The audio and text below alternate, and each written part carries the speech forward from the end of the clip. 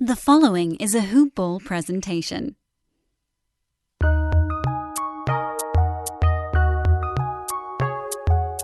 Welcome to the Fantasy NBA Today podcast.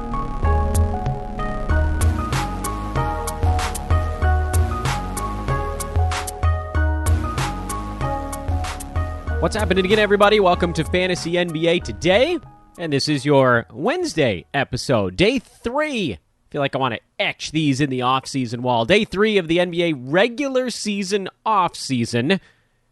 Day 2 of the play-in tournament, and we rumble along. I have thoroughly enjoyed the first 2 offseason shows we've done so far. I get such a kick. There's a little bit of a narcissistic element to it where I just love listening to my own brain spill out ideas out loud into a microphone, and that's kind of what you guys are stuck with during the offseason. But thank you to everybody that has continued to listen thus far. I hope you guys will stick with me for the offseason. This is when we do all of our... This is sort of when we do the dirty work, you know? In any event, I'm Dan Bespris. Thanks so much for listening again. You can follow me on Twitter at Dan Bespris, DanBesbris. I have been given the green light to drop some pretty sweet MyBookie prizes on anyone who has not yet signed up for an account. So if you're anywhere in North America, US or Canada, hit me up on Twitter at Dan Bespris. Just say, hey, at Dan Bespris, heard you had a prize for me. You can't have an account. Or, honestly, you could have one, and then maybe your spouse doesn't have one, or your aunt or uncle or brother or mom or dad or something like that. All of that is fine. I'll give a prize to any one of them. I only need one of you to contact me, and we'll dole some of those goodies out. So that's our buddies over at mybookie.ag. Don't do anything without hitting me up first. It'll be really easy. I'll need like 3 pieces of information from you, and then I'll get you a prize. Kablamo. I got 3 or 4 of those this week. The off-season, 'tis upon us. This is a Hoop Ball presentation, hoop-ball.com, the website, at hoopballfantasy.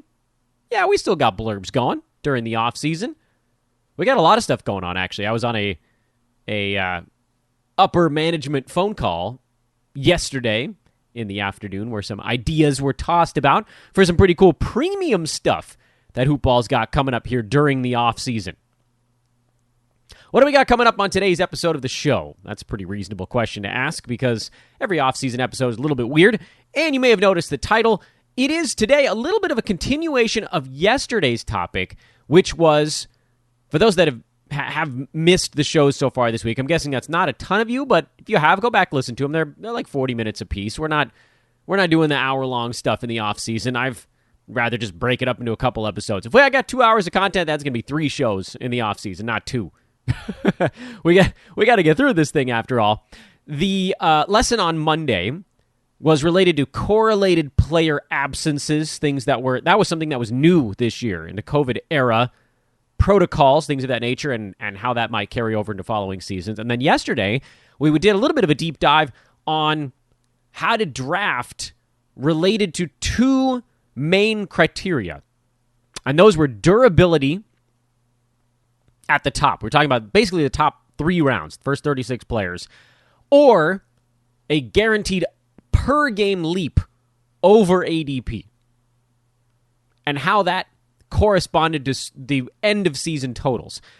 The corollary, as Dan adjusts his bifocals, what's the technical definition for a corollary on a theory?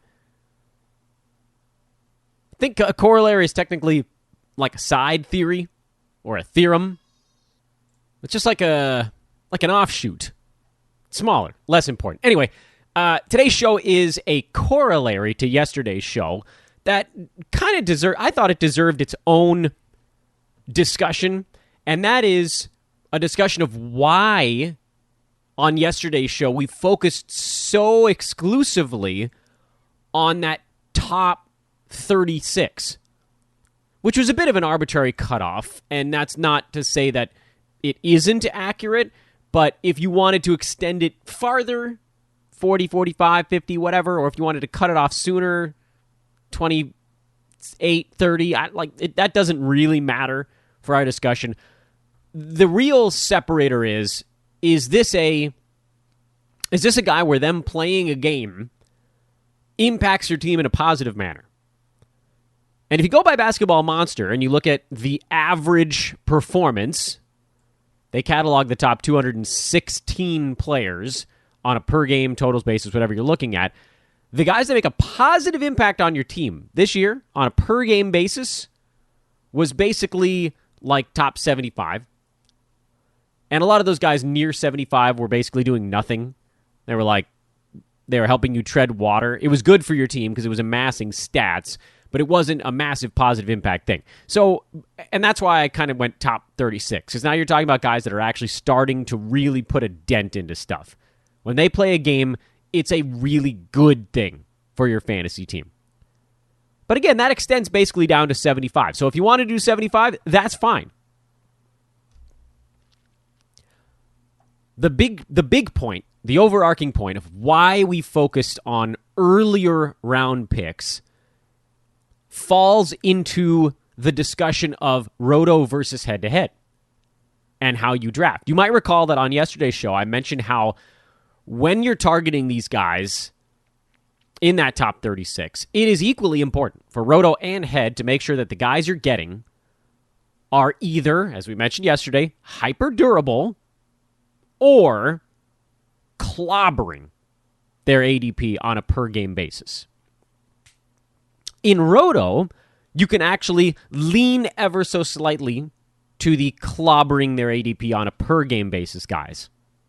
So, Kawhi Leonard, Kyrie Irving, guys of that ilk, where you're like, these guys are probably going to miss some games. Kyrie might take his birthday off. Kawhi's sitting the back-to-backs, and he'll probably have some other injury at some point along the way. These guys are going to miss 15 games, maybe more.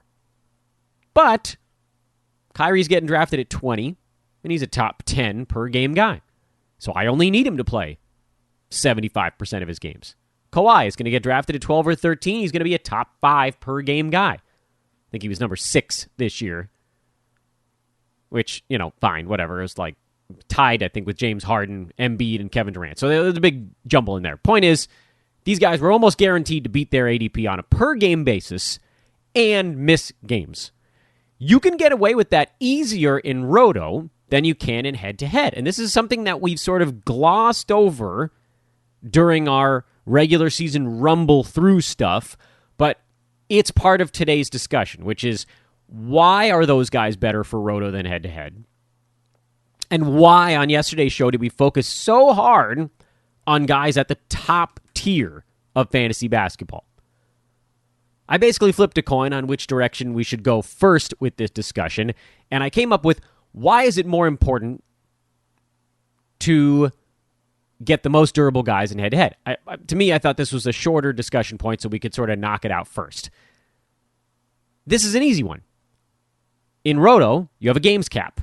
In head-to-head, you have weekly numbers. Now, COVID was weird because when teams got games postponed, you were still going to get their stats later on. It was going to get moved around a little bit, which really was weird for head-to-head because you might have had a guy who played a ton of games in 1 week later in the season, but that dude's sitting out and getting you zeros 7 weeks prior, lost you a week, probably lost you 2 or 3 categories where it might have only won you 1 later on. So it still hurt. But I don't want to get jammed up talking about COVID postponements. I want to talk about why the durable guys are so important in head-to-head. Well, because in head-to-head leagues, totals are basically the only thing that matters. Per game isn't that useful. In head-to-head, when guys miss games, that's it.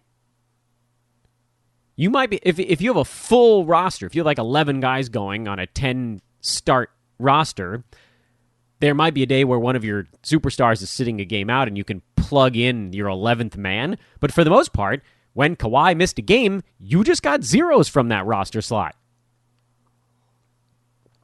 in your head-to-head league. So Kawhi's totals get overlooked a lot. I'm a big-time roto guy, so I often do gravitate more towards per-game numbers. Head-to-head players really should be looking at the totals ranks. Kawhi Leonard played 52 games. Yeah, his totals rank was still number 9. But if there was someone else you could have gotten around his neck of the woods, like this year, this is going to sound crazy, but this year in a head-to-head league, Rudy Gobert was more valuable than Kawhi Leonard. It's inarguable.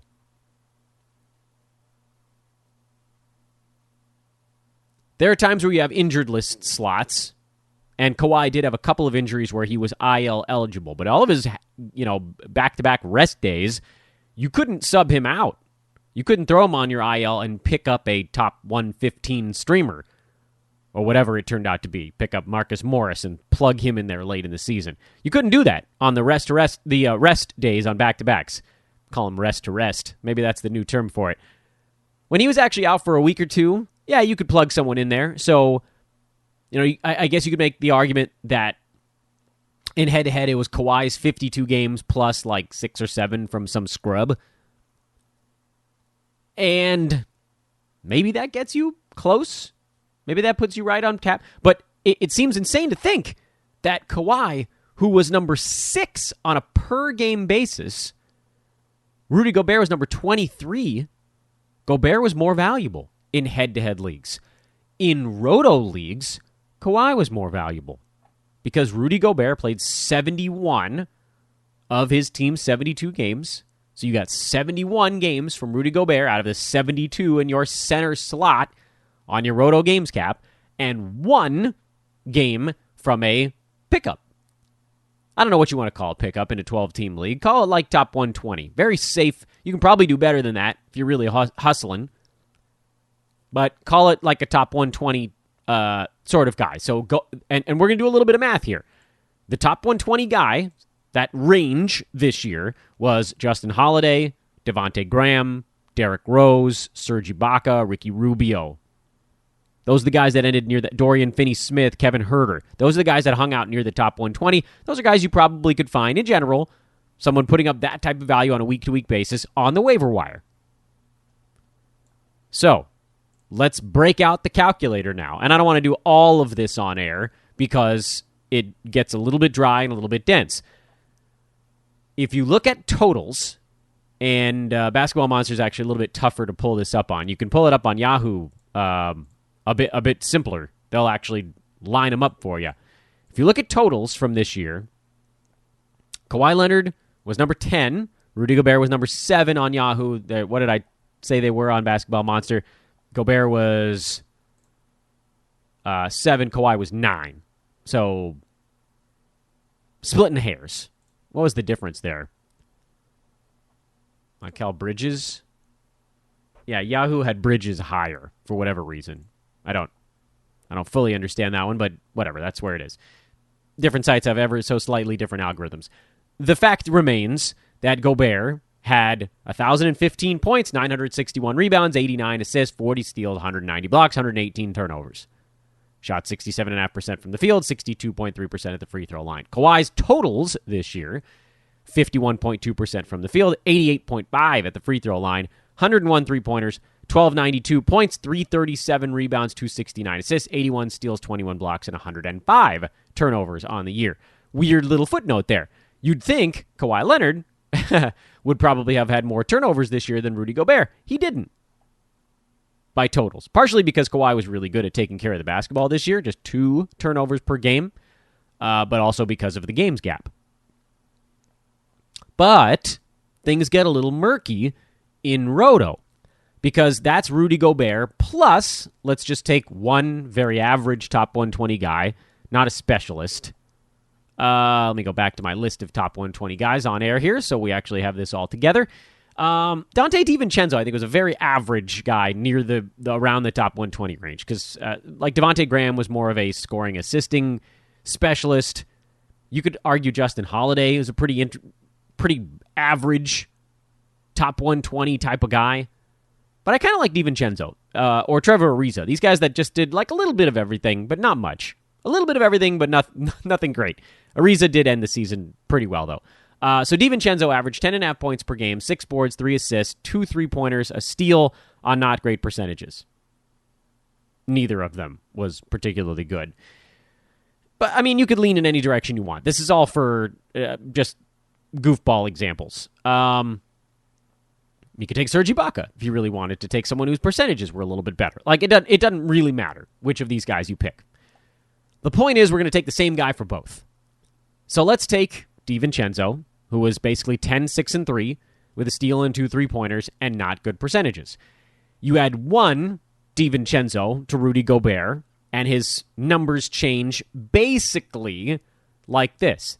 The scoring goes up to 1,025. The rebounding goes up to 967. 65? I already forgot how many rebounds. No, 67. 3 assists and a steal add on to Rudy Gobert. So that's 92 assists, 41 steals, and then, whatever fraction of a block or turnover you want to get into there. So that really doesn't change his value almost at all, because it was only one game of Divincenzo. It's not going to move him ahead of, by the way, it was Kyrie Irving, who was right in front of Gobert by totals. But what if you add 20 Divincenzos to Kawhi Leonard? That's where the roto thing kicks in. Well, first and foremost, it would pull his percentages down. And Kawhi's percentages both being very good is part of his value. So we can't completely discount that part of it, but we could pick a different top 120 guy. It's just for this example. Kawhi's scoring would go from 1292. 20 Divincenzos means we're adding about 210 points. So his 1292 becomes about 1,500 points. And 360 rebounds becomes 480 rebounds. Sorry, he had 340 rebounds, so 460 rebounds. And his 270 assists become 330 assists, and 81 steals become 101 steals. And the turnovers go from 105 to about 130 or so. That is a substantial jump for Kawhi Leonard. There's no one that we can find that has numbers similar to that. So it's not an easy comparison to make. But suddenly, 52 of Kawhi plus 20 Divincenzos, which we're calling your average fill-in player. By the way, the fill-in player should be better most days than top 120. But again, we're using the same guy for both of these dudes, so this actually favors Rudy Gobert. The better the pickup that you use in your example, the more it favors taking the high upside guy like a Kawhi Leonard in Roto. Does that move him past some of the other guys on this list? Absolutely. Absolutely. It most likely moves him from his current slot on Yahoo at 10, past Bridges, past Tatum, past Gobert, probably past Kyrie Irving, and I would say somewhere in the neighborhood of about Chris Paul at 5. It's hard to make that comparison, though, because Chris Paul had so many assists, and I can't do that math in my head. But this is why you can go with the upside guy in Roto, because those 20 missed games get filled in with a slightly below average player. In head-to-head, they don't. In head-to-head, Gobert beat Kawhi Leonard. End statement. In Roto, Kawhi Leonard plus 20 fill-ins likely beats Rudy Gobert. But you know who doesn't?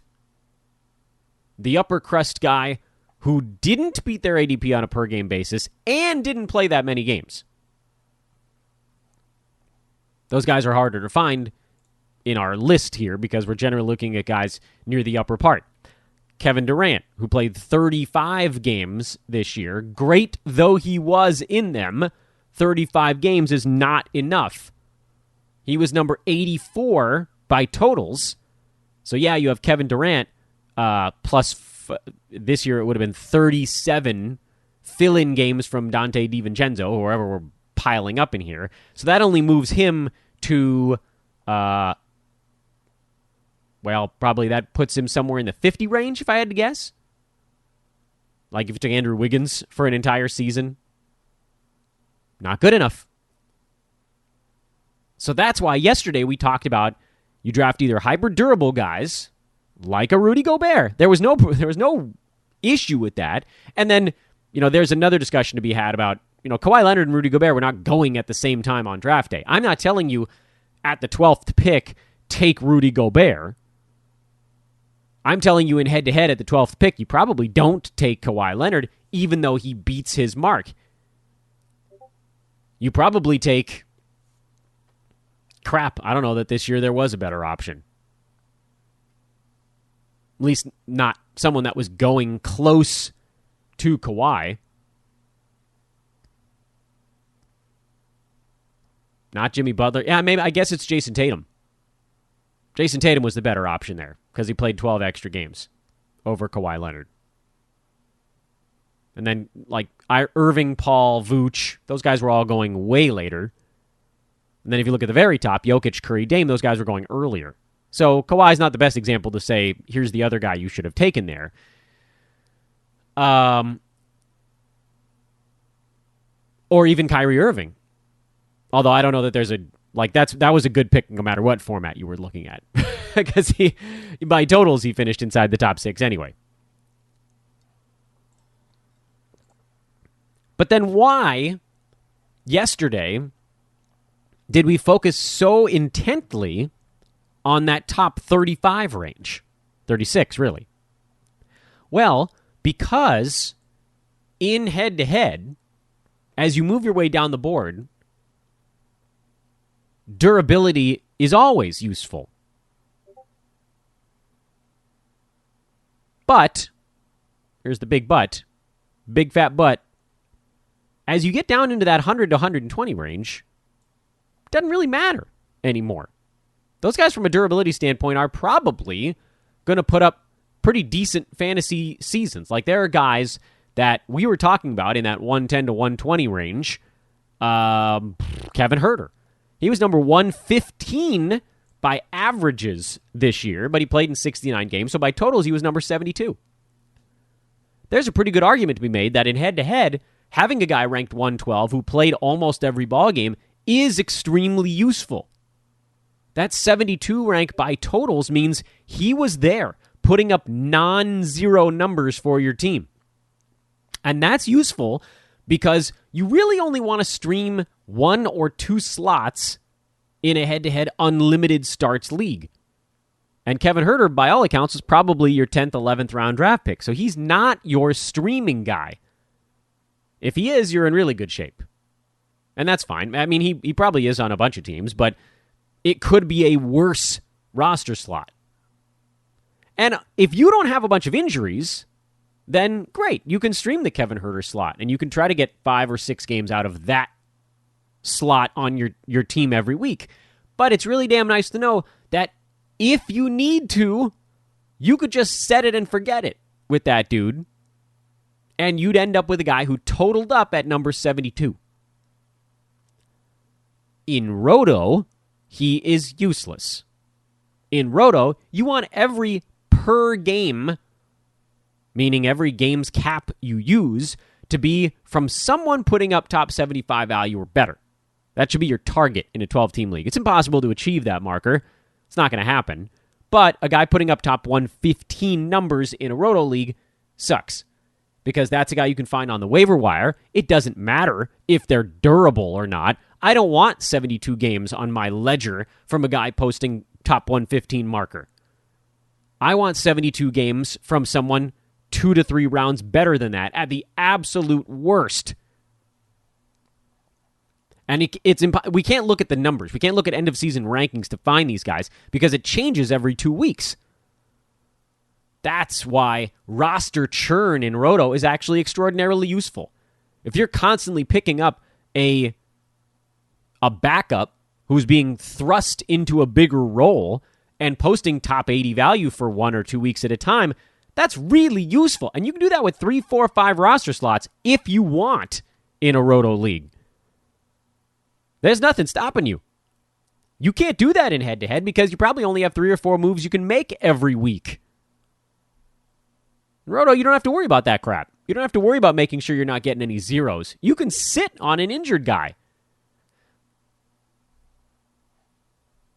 Let me take one example this year, and it actually involves drafting an injured player. I know, gasp. And that player is Kimball Walker. Here and on air, live, without actually knowing the results of the discussion we're about to have, we'll figure out if drafting Kimball Walker around 95 or 100, that was generally where he was going this year, actually turned out to be a good idea in Roto. We know it was a terrible idea in head-to-head because you sat on an injured player for a couple months, a guy you knew was going to sit out back-to-backs. Just don't do it in head-to-head at all. And almost never do it in Roto. Really almost. Certainly not with any pick that is going to dramatically impact the complexion of your team. Like, don't draft an injured guy inside the top 50 or 60 because those guys are so damn good. You can't be giving up a 5th-round pick on someone that you don't know when they're going to play. That'll kill you, and it happens. It happens often. I'm trying to remember where Jaren Jackson Jr. went in my draft. I think he was later than that. I think he went at like 75 or 80.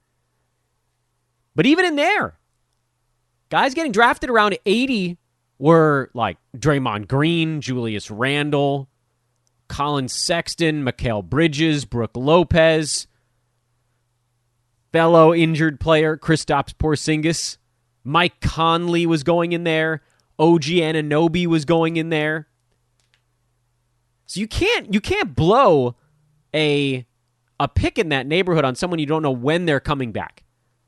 In head-to-head, absolutely, you cannot do it. Because guys don't come back from long injuries and then play every game. There was a time where you could do it and say, you know what, I'm just going to take some zeros at the beginning of the year, or I have one IL spot in this league, and I'm going to stay afloat, and then 2 months into the season, I'm going to get a top 40 guy the rest of the way. Well, the problem now is that even when these guys come back, they don't play in back-to-backs anymore. Anybody that's out for that long at the beginning of a season is going to have injury management all year long. So you just can't do it in head-to-head. There's no reasonable... There's no way you could talk me into it. None. None of these guys. There was not a single player over the last couple of years that started the year hurt that ended up as a good head-to-head draft pick precisely because they don't play every game when they come back.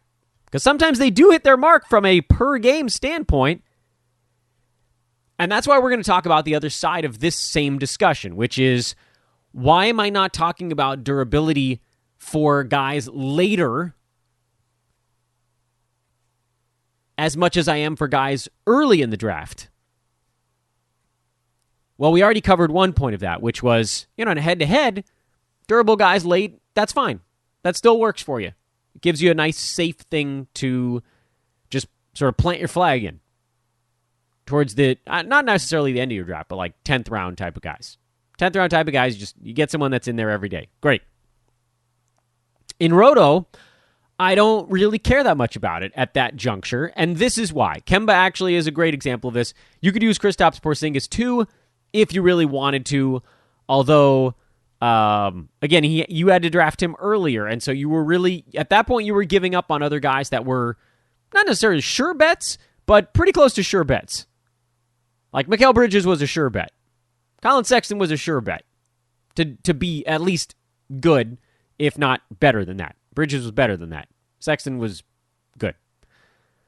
Kimball Walker was a little different because he was going about 2 rounds after those guys. He was going in the 100 to 110 range in a lot of drafts, which is around when guys like...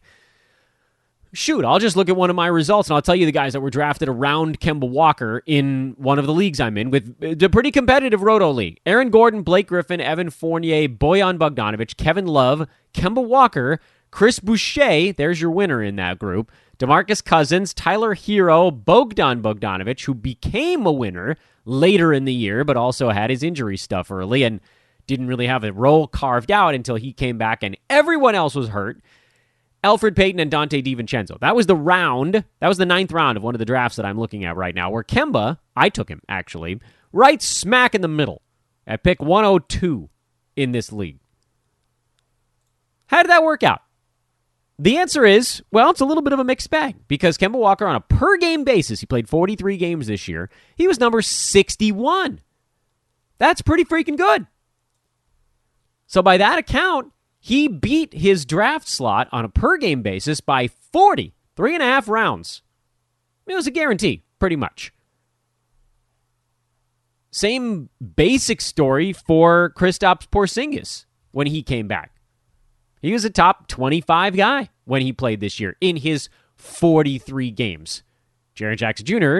didn't really play at all, so not part of the discussion. You could pick either one of these guys because you knew they were going to beat their ADP on a per-game basis. The question all came down to when were they going to play, how many games was it going to be?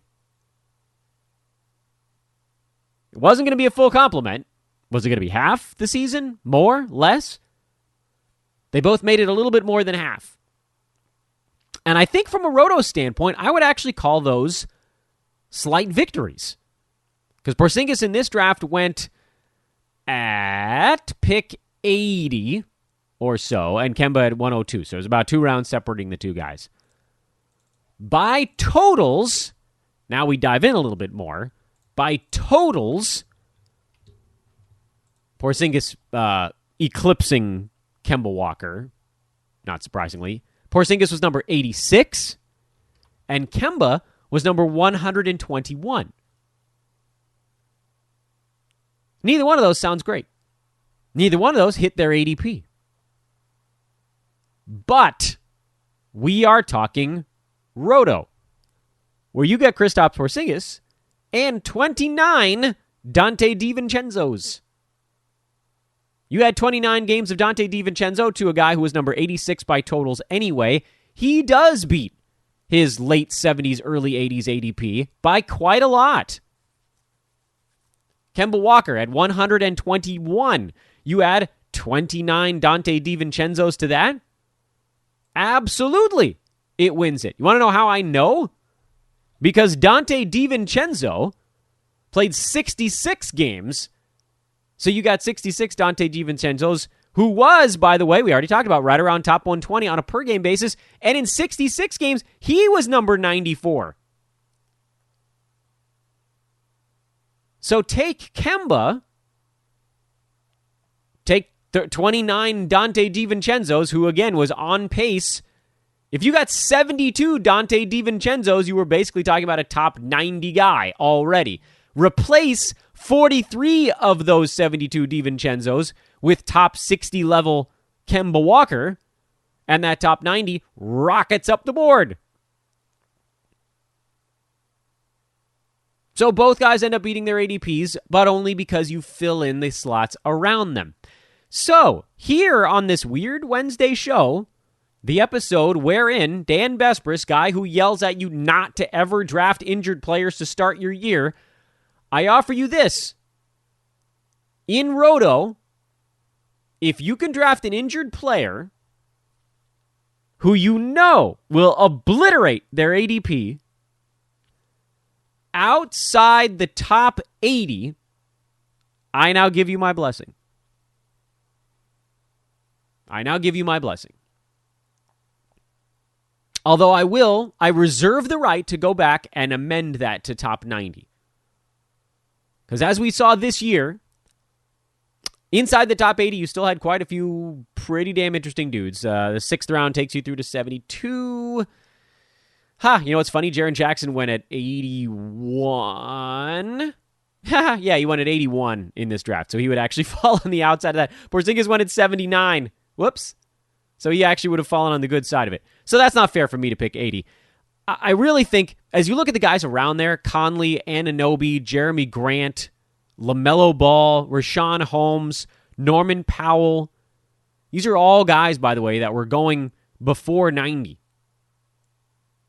When you get on the other side of 90, the pickings got slim. On the other side of 90, from this draft that I'm looking at, some of the best players floating around out there, I mean, they're like 7-8 picks apart. Andrew Wiggins is one of them. Where the hell did I just say he finished on a per-game basis? Where the crap was Wiggins at the end of this year? 88? All right, so that's useful. Andrew Wiggins, he went at 96. Boucher went at 103. Where are we putting Bogdan? Where did he finish this year? Logan Bogdanovich was number 51, but he only played in 44 games on the season. So that was a little bit of a weird one. And his season was dramatically impacted by Cam Reddish and DeAndre Hunter missing pretty much the entire year. But we can't hold that against him. So we'll call Bogdan a win. In Roto, at the very least. So he went at 106. No, is that right? No, 106. Oh, boy, who the hell else was mixed in there? Keep going, and I'm struggling to find someone who actually hit remotely close to value this year. Delon Wright at 123. Terry Rozier at 124. Larry Nance at 125. Jakob Poeltl at 129 after LaMarcus Aldridge got abandoned ship. Mason Plumlee at 130. So the point of all that is after pick 90, you can pretty much count on two hands the guys that stayed on rosters the rest of the way. This is a 15-round draft, by the way. So you're talking about half the draft. And like maybe 10 guys made it. Of the top 90, probably like 80 of them ended up on... That's not true. Probably like 70 of them ended up on teams, and of the last 90, it was like 10. Really, it's overwhelming how things tip right around that point. So that's why I'm saying Kimball Walker at 102 in Roto, yeah, that's fine. And that's about where those types of guys end up floating. Porzingis didn't fall that far because everybody knew his upside was top 25. Jaren Jackson Jr. didn't fall that far because his upside was top 50. But nobody really believed in Kimball Walker anymore. So there are exceptions to the Dan Besbris rule in Roto after the top 90. In head-to-head, I think we all need to be a bit more ruthless. But that's a story for another day. And that story, or that day, is probably tomorrow. Tomorrow, we talk about ruthlessness in head-to-head leagues. That's the topic for our Thursday show. I know not many of you guys are listening for updates on how play-in stuff is going, but just a few quick thoughts on what we saw on Tuesday night before we turn our attention to the Western Conference play-in stuff. We'll make this segment relatively quick, and then we'll roll you into our much ballyhooed, well, we'll roll you into anything. We'll roll you into the end of the show, but then we'll roll you into the aforementioned ballyhoo topic, which was, of course, ruthlessness. But, of course, very quickly here before we wrap things up, this is a show that covers NBA topics as they emerge, and on Tuesday night, there was stuff that wasn't fantasy-related. The Indiana Pacers walloped, smoked the Charlotte Hornets right from the opening tip. The horn went, and the Hornets were cooked. They were bad in every respect. They could not stop anything Indiana was doing. And the only advantage they really had in the ballgame was getting to the free throw line. But they got out-rebounded, they got outshot, they got out-assisted. It was a beatdown. And it was a team that you could see just was not ready for the intensity to get ratcheted up like that. LaMelo Ball seemed perhaps a bit overwhelmed, although there's also an argument that maybe he's still not 100% healthy. Terry Rozier, who just had a brilliant season, he couldn't get his shots to drop. Miles Bridges kind of had the only good game. And that's probably the best story out of Charlotte this year. I know LaMelo Ball is going to get all the accolades, but the fact that Miles Bridges did finally turn a corner when everybody else went down, it was sort of it was trial by fire.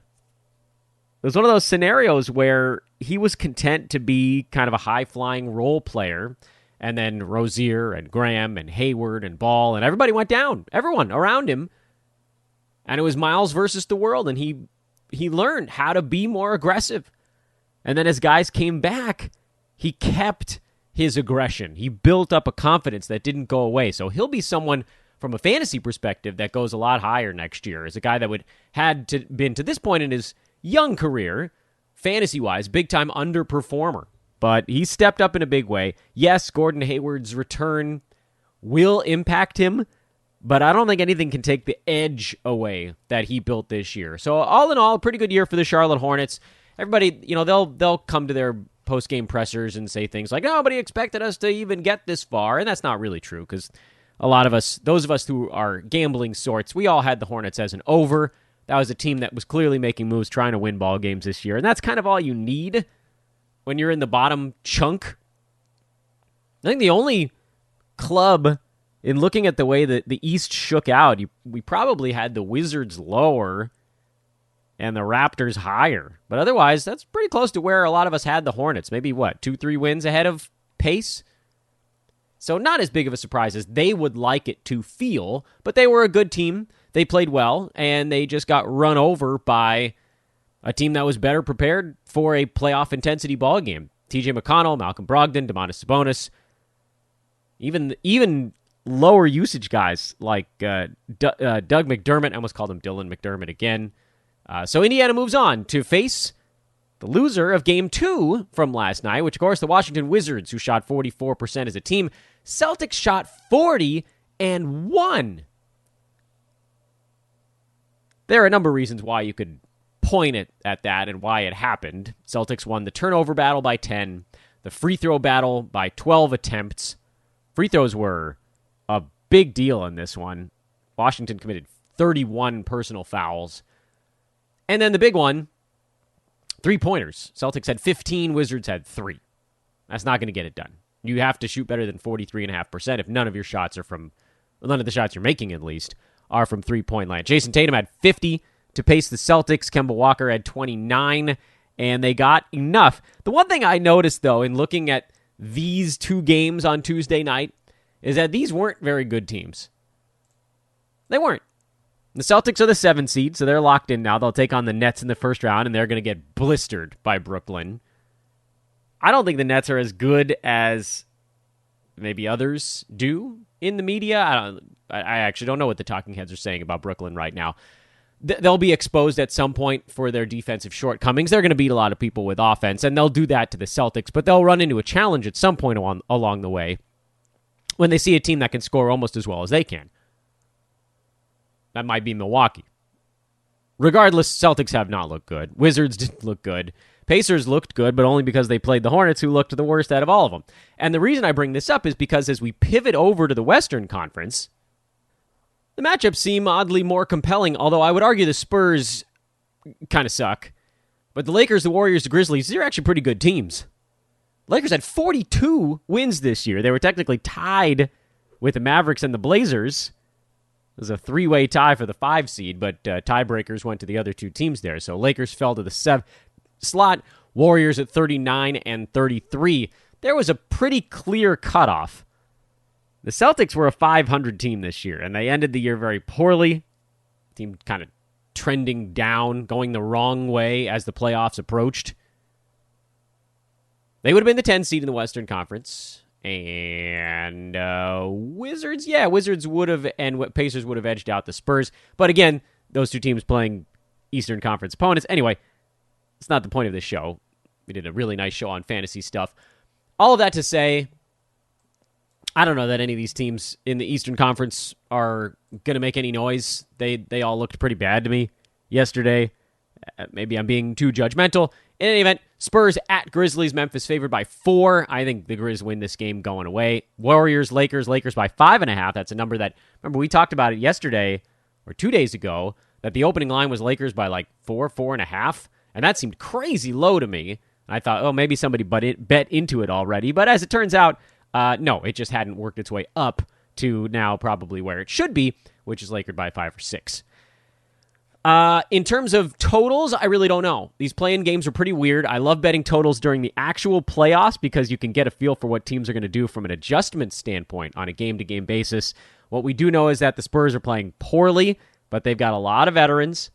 The Grizzlies got bumped in the bubble last year, so they have a lot of prove-it going on. So they're going to be, I think Memphis is going to come ready to go. And then the Warriors and Lakers, we've seen the Lakers have actually done a pretty good job with the Warriors this year. They have a pretty damn good game plan there. And then the question, I'd be all over the Lakers. I would have been all over the Lakers at 4.5 if I knew really how close LeBron is to right. I can't believe that he's better than like 80 or 85% right now. And so when you register that, and in the postseason where these guys do need to play 36 to 40 minutes a ball game, the big-time superstars do, that's enough to where a Lakers by 7 or 8 win might go down to Lakers by 2 or 3. Like that's a big deal. Everything comes into focus in the postseason because depth is not as important. You need your superstars to be healthy and right. So I'm leaving these ones alone. Again, we'll be diving in on the betting stuff when we get to the actual playoff part of the proceedings, and that should be a lot of fun. All right, thanks for listening, everybody. This was your, whatever the hell day it is, Wednesday edition of Fantasy NBA Today. Back at you tomorrow. More good stuff on tap. Sit tight. Fear not. I am Dan Vespers. This is Fantasy NBA Today. Please drop a 5-star review on the pod, should you feel so inclined. And hit me up. We're still recruiting here as the offseason kicks into gear. At Dan Vespers on Twitter, DanBesbris, or email teamhoopball@hoop-ball.com. Once again, promo codes for our sponsors, hoopball20 to get 20% off and free shipping on your order at manscaped.com, or just hoopball at mybookie.ag. But again, don't do anything over there without talking to me first. Hit me up at Dan Vespers on Twitter. Say, hey, Dan, you talked about a prize? I'll get you hooked up. It'd be something good. Promise. All right, later, everybody.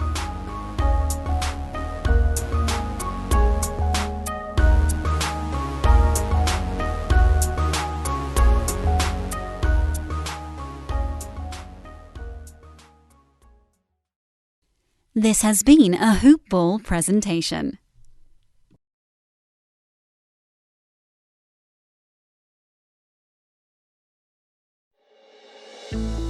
You're a small business. You work hard, but you don't have a huge marketing budget, and you're always looking for new ways to find customers. Have you ever thought about audio? You're listening to an ad right now, aren't you? Introducing AudioGo, a new online platform that lets you run ads on the top podcast and digital radio stations. Don't have a radio ad? We'll make one for you. Sign up for free today at audiogo.com. AudioGo, audio advertising made simple.